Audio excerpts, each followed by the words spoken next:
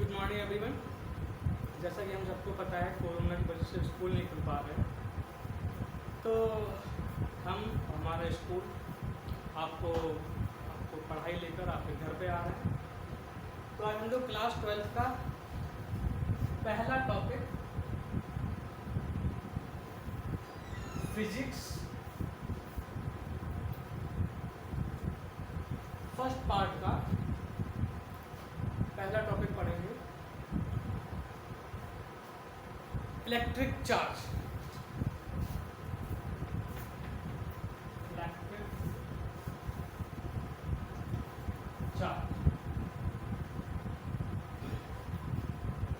Electric charge क्या होता है इसको हम समझते हैं। देखिए, charge is the intrinsic property of fundamental particle. तो फंडामेंटल पार्टिकल्स क्या होते हैं? जैसा कि जो भी हमारा ब्रह्मांड है, जो भी आप कुछ देखते हो, ये सब कुछ मैटर फंडामेंटल पार्टिकल से मिलकर बना हुआ है। वो फंडामेंटल पार्टिकल्स में क्या आते हैं? Electron, proton, neutron. ये अपने सिलेबस में है। जैसे फंडामेंटल पार्टिकल बहुत सारे होते हैं, क्वार्क, मुऑन, टाउ, बहुत सारे फंडामेंटल पार्टिकल्स होते हैं, बट हम लोग के सिलेबस में केवल है इलेक्ट्रॉन, प्रोटॉन, न्यूट्रॉन। जैसा कि आप जानते होंगे कि इलेक्ट्रॉन के पास मास होता है, प्रोटॉन के पास भी मास होता है, न्यूट्रॉन के पास भी मास होता है। न्यूट्रॉन के पास कोई चार्ज नहीं होता है, बट इलेक्ट्रॉन के पास चार्ज होता है एंड मास होता है। प्रोटॉन के पास मास होता है, चार्ज होता है। तो what is electric charge? Charge is the intrinsic property of fundamental particle। हालांकि आपको नोट सिस्टम मैंने दे दिए हैं, तभी हम लोग समझेंगे चार्ज है क्या। चार्ज इज द इंट्रिंसिक, इस वर्ड को मैं अंडरलाइन कर दूँ, intrinsic property of fundamental particle, या आप बोल सकते हो intrinsic property of matter. Matter का इंट्रिंसिक प्रॉपर्टी है चार्ज। अभी इंट्रिंसिक प्रॉपर्टी क्या होती है इसको समझते हैं।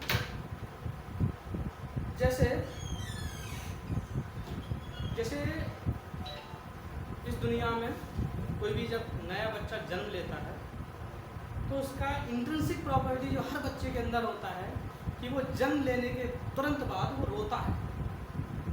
ये इसका कौन सा प्रॉपर्टी है? इंट्रिंसिक।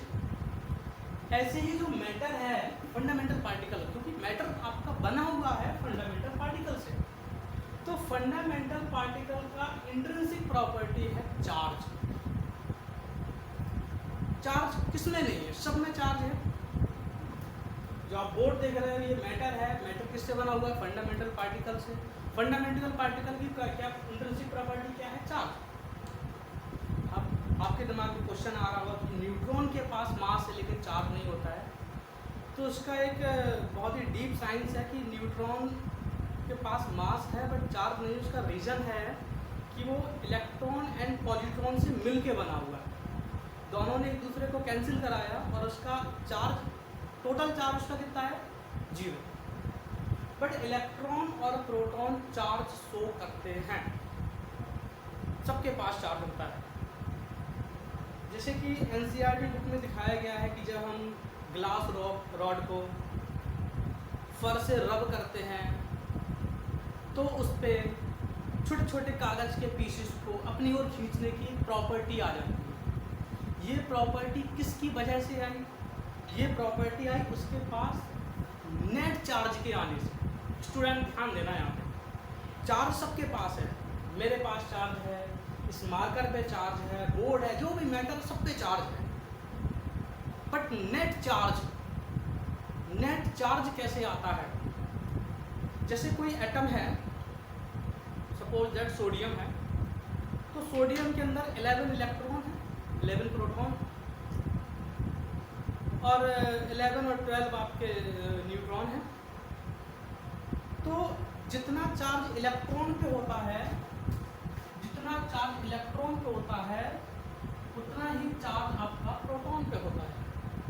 और इस चार्ज का वैल्यू जो है वो है 1.6 इंटू 10 की पावर -19 कूलम।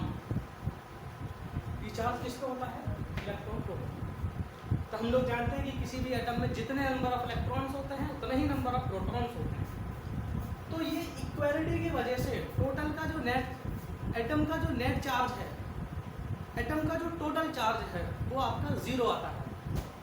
तो एटम का जो नेचर हो जाता है वो न्यूट्रल हो जाता है। क्यों? क्योंकि उसके पास जितने इलेक्ट्रॉन उतने ही प्रोटॉन, चार्ज कैंसिल हो गया, नेट चार्ज उस पर जीरो। क्या चार्ज नहीं है? अगर कोई क्वेश्चन पूछे कि एटम पे चार्ज है, आंसर है यस। क्या नेट चार्ज है? अरे नो। बट एक इलेक्ट्रॉन निकालने हैं, सोचो सपोज दैट ये आपका सोडियम है, कोई भी एटम ले लो, तो जिसके अंदर मान लो जितने इलेक्ट्रॉन हैं बाहर वाली सेल में कितने आएंगे? 1। उसके अंदर वाली सेल में कितने होते हैं? 8।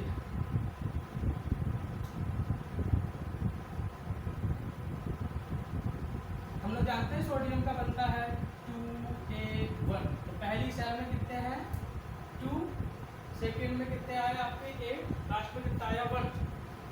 सपोज दैट हम इस 1 इलेक्ट्रॉन को बाहर निकाल लें, तो इस पे एक्सेस किसका हो गया? इस पे एक्सेस हुआ इस पे प्रोटॉन का। एक्सेस का हिंदी मीनिंग होता है अधिकता। इसमें क्या अधिक हो गए? जैसे 11 इलेक्ट्रॉन थे, 11 प्रोटॉन थे। अब एक इलेक्ट्रॉन निकाल लिया हमने। जब हमने एक इलेक्ट्रॉन निकाल लिया तो इस पे अब क्या है? 11 प्रोटॉन हैं और 10 इलेक्ट्रॉन हैं। तो किसका एक्सेस हुआ? प्रोटॉन का। प्रोटॉन पे चार्ज कितना होता है? 1.6 इंटू 10 की पावर -19 कूलम। तो इलेक्ट्रॉन के निकालने से इस एटम पे सोडियम पे चार्ज आ गया प्लस का, क्योंकि जब इलेक्ट्रॉन निकाला तो एक्सेस प्रोटॉन का हुआ और प्रोटॉन का नेचर होता है पॉजिटिव। तो इसकी वजह से इस पे जो चार्ज आया वो कैसा आया? पॉजिटिव आया। कितना आया? 1.6 इंटू 10 की पावर -19 कूलम चार्ज आया। तो किसी बॉडी पे चार्ज कैसे आता है? By the transferring of electrons. Electrons के ट्रांसफर होने की वजह से किसी बॉडी पे नेट चार्ज आता है। चार्ज तो उस पर ऑलरेडी है, बट नेट चार्ज तब आएगा जब वहाँ से हम किसी इलेक्ट्रॉन को बाहर निकाल लेंगे। तो उस पर एक्सेस किसका होगा? प्रोटॉन। अब आपके माइंड में क्वेश्चन आ रहा होगा कि क्या प्रोटॉन बाहर नहीं आ सकता है, इलेक्ट्रॉन ही बाहर क्यों आएगा? तो इसका सिंपल सा आंसर है बेटा कि इलेक्ट्रॉन आउटर मोस्ट शेल में एग्जिस्ट करते हैं, तो इलेक्ट्रॉन का बाहर आना ज़्यादा इजी है comparison to the proton. Proton exist करते हैं न्यूक्लियस में, और न्यूक्लियस की फिजिक्स हम लोग क्लास 12th में ही आगे जाके पढ़ेंगे। तो अभी आपको इतना सीखना है कि इलेक्ट्रिफिकेशन मतलब किसी बॉडी पे चार्ज कैसे आता है? By the transferring of electrons. अब इलेक्ट्रॉन्स का ट्रांसफर कैसे होता है? By the rubbing. जैसे आप करते हो, आपने कॉम्ब लिया, कंघा लिया, ड्राई हेयर पे उसको आप रब कर देते हो तो छोटे छोटे पार्टिकल को प्योर खींच लेता है। कैसे खींचा? क्योंकि उस पर नेट चार्ज आ गया, उस पर इलेक्ट्रॉन्स का ट्रांसफर हो गया। अब यहाँ पे एक बात बेटा और ध्यान रखने वाली होगी। मान लो ये ग्लास रॉड है, इसको मैंने फर्श से अगर मैंने रब कर दिया तो अगर इससे इलेक्ट्रॉन बाहर निकले तो इस पर कौन सा चार्ज आया? पॉजिटिव। क्यों? क्योंकि इस पे एक्सेस किसका हो गया? प्रोटॉन का। अगर मैंने इससे इसको रब किया है तो इसमें इलेक्ट्रॉन गए हैं। अगर इलेक्ट्रॉन गए हैं तो इस बॉडी पे कौन सा चार्ज आया? नेगेटिव। क्यों? क्योंकि यहाँ पे एक्सेस किसका हो गया? एक्सेस मीन्स अधिकता। अधिकता किसकी हुई? इलेक्ट्रॉन्स। इलेक्ट्रॉन्स की एक्सेस की वजह से आ गया नेगेटिव चार्ज। तो एक बात और ध्यान रखने वाली होगी, किसी बॉडी पे चार्ज आता है इलेक्ट्रॉन की ट्रांसफरिंग से, ओके। तो जब भी इलेक्ट्रॉन एक बॉडी से दूसरी बॉडी में जाता होगा तो क्या वो अपना चार्ज लेकर जाता होगा कि चार्ज प्लस मास दोनों लेकर जाता है? चार्ज प्लस मास, बताओ। जब किसी बॉडी से इलेक्ट्रॉन एक बॉडी से दूसरी बॉडी में गया तो केवल चार्ज लेकर गया कि मास लेकर गया? आंसर है चार्ज प्लस मास दोनों लेकर गया। अगर वो दोनों लेकर गया तो हम लॉजिकली ये बात बोल सकते हैं कि negatively charge body heavier than positively charge body. क्यों? क्योंकि मासिव ज़्यादा है वो, क्योंकि कुछ इलेक्ट्रॉन चलेगा, इलेक्ट्रॉन के पास चार्ज अकेला तो है नहीं, उसके पास चार्ज है, मास है। तो जब भी नेगेटिव चार्ज बॉडी हुई मतलब उसमें इलेक्ट्रॉन आए, अगर इलेक्ट्रॉन उसमें आए तो मतलब एक्स्ट्रा कुछ मास भी आ गया। तो हम बोल सकते हैं negatively charge body more massive than positively charge. तो आई थिंक आपको चार्ज क्या होता है और नेट चार्ज क्या होता है इसकी पूरी जानकारी हो गई होगी। अब हम बात करते हैं चार्ज के टाइप्स के ऊपर। तो चार्ज आप समझ गए, चार्ज दो प्रकार के होते हैं, पॉजिटिव और नेगेटिव। पॉजिटिव और नेगेटिव ही नाम इनका क्यों रखा, इसका बहुत छोटा सा लॉजिकल रीजन है, मैं आपको दे देता हूँ। इन द एंशिएंट साइंस, बहुत समय पहले की बात है, जब किसी बॉडी को रब किया जाता था तो ये भी छोटे छोटे पेपर पीसेस पर अपनी ओर फोर्स लगाता था, ये भी अपनी ओर फोर्स लगाता था। तो हमने बोला कि इसके पास भी चार्ज आया और इसके पास भी चार्ज आया। तो जैसे मान लो हम लोग जानते हैं सिंपल कि अगर ये एक है 1 + 1 दोनों को जोड़ो आंसर कितना आता है 2। तो ऐसे ही साइंटिस्ट ने सोचा कि इसके पास भी चार्ज है इसके पास भी चार्ज है, दोनों को जोड़ेंगे आंसर कितना आना चाहिए 2। उन्होंने प्रैक्टिकली करके देखा, क्योंकि हम लोग जानते हैं कि फिजिक्स एक्सपेरिमेंटल साइंस है, पूरा प्रैक्टिकल बेस्ड होता है। तो हम इस बॉडी को और इस बॉडी को चार्ज को दोनों को ऐड किया, आंसर आया 0। आंसर कितना आया 0। आंसर 0 कब आता है, जब एक नंबर पॉजिटिव हो दूसरा नंबर नेगेटिव हो, दोनों को ऐड करोगे आंसर कितना आएगा 0। तभी एक बॉडी को हमने पॉजिटिव बोला और दूसरी बॉडी को हमने नेगेटिव बोला। तो आप सीख गए चार्ज कितने प्रकार के होते हैं, 2 प्रकार के होते हैं। पॉजिटिव नेगेटिव नाम इनका क्यों पड़ा, मैंने ये भी आपको लॉजिकल रीजन बता दिया। अब ये सिंपल सी बात आप लोग जानते हैं कि लाइक चार्ज मतलब same charge, positive positive negative negative एक दूसरे को क्या करते हैं, रिपेल करते हैं। अनलाइक चार्ज पॉजिटिव नेगेटिव एक दूसरे को क्या करते हैं, अट्रैक्ट करते हैं। ये भी आप बात अच्छे से समझ चुके हो। अब चार्ज के बारे में थोड़ी सी बात और करते हैं। जैसे हम लोग सिंपल सी बात मास को जानते हैं, according to theory of relativity, थोड़ा सा हाइयर लेके चलता हूँ। According to theory of relativity का फॉर्मूला होता है m = m0 √1 - v²/c²। ये आपका m0 रेस्ट मास है, m आपका मास है, स्पीड आने के बाद कितना होगा, v आपका स्पीड ऑफ ऑब्जेक्ट है, c आपका स्पीड ऑफ लाइट है। इस फॉर्मूले के अकॉर्डिंग यदि हम लोग v को वैल्यू बढ़ाएंगे तो m की वैल्यू में चेंज आएगा, मतलब mass does not remains constant. Mass constant नहीं होता है, बट चार्ज आपका स्पीड पे डिपेंड नहीं करता। सपोज दैट अगर ये मार्कर है, मैं इसको स्पीड ऑफ लाइट से अगर फेंक दूँ तो इसका जो भी मास है वो चेंज हो जाएगा, बट लेकिन चार्ज जो है वो वही रहेगा, चाहे उसको आप कितनी भी स्पीड से फेंको। तो सिंपल सी बात हम बोल सकते हैं charge is independent of the speed, but mass is not dependent on the speed by this formula. तो ठीक है, ये आपका इलेक्ट्रिक चार्ज का नॉलेज कंफर्म हुआ। इलेक्ट्रिक चार्ज का नॉलेज कंफर्म हुआ। यहाँ से हम कुछ क्वेश्चंस भी बना सकते हैं बड़ी इजीली। जैसे सपोज दैट हम पहले आपको 1 या 2 क्वेश्चन करके बताते हैं, फिर आप बड़े आसानी से सीख जाते हैं। जैसे मान लो सपोज दैट मैंने नोट्स में भी एग्जाम्पल दिया है कि चार्ज का यूनिट क्या बताया मैंने, कूलम। हाँ, तो चार्ज की 2 प्रॉपर्टी और पढ़ते हैं, फिर हम एक क्वेश्चन बनाते हैं। चार्ज की एक प्रॉपर्टी है conservation of charge. Conservation of charge क्या है, कंजर्वेशन ऑफ चार्ज है charge neither be created nor be destroyed, only it can be transferred. ये मैंने नोट्स में भी लिखा है, ये ट्रांसफर हो सकता है, क्रिएट नहीं किया सकता है। ये दुनिया में जितना चार्ज है वो है, जितना था वो अभी भी है, वो नहीं हो सकता, वो ट्रांसफर हो सकता है।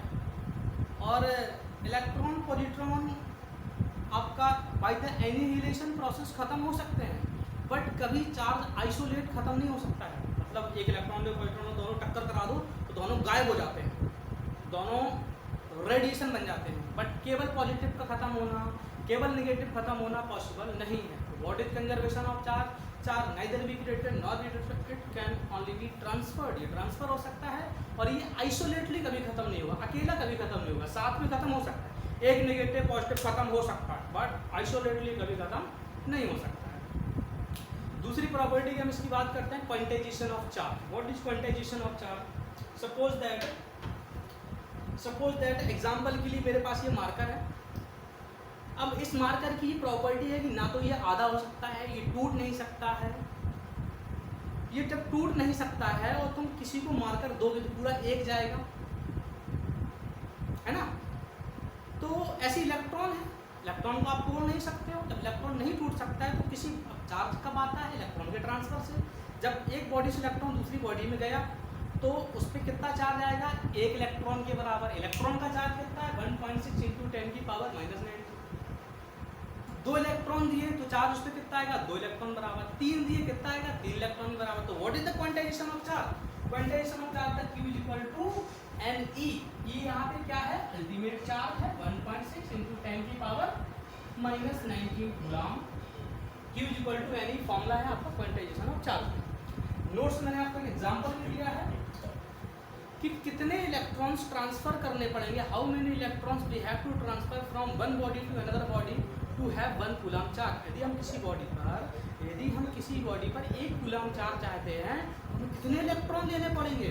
तो आंसर देखिए, क्योंकि यहाँ पे कितना रखोगे 1 कूलम, एन आपको नंबर ऑफ इलेक्ट्रॉन्स पता लगाना है। और ई का वैल्यू कितना होता है 1.6 × 10⁻⁻⁹। तो n = क्या हो जाएगा 1/1.6 × 10⁻⁻⁹। तो n = आया 6.25 × 10⁻18 इलेक्ट्रॉन्स। स्टूडेंट, फिजिक्स सीखने के लिए आपको इमेजिनेशन बहुत जरूरी है। जरा सोचिए कि 1 कूलम चार्ज आने के लिए 6.2 × 10⁻18, 18 जीरो लगा दो इस नंबर के आगे, कितने इलेक्ट्रॉन्स आपको देने पड़ेंगे तब मात्र 1 कूलम चार्ज आएगा। तो इस तरीके से चार्ज को हमने सीखा।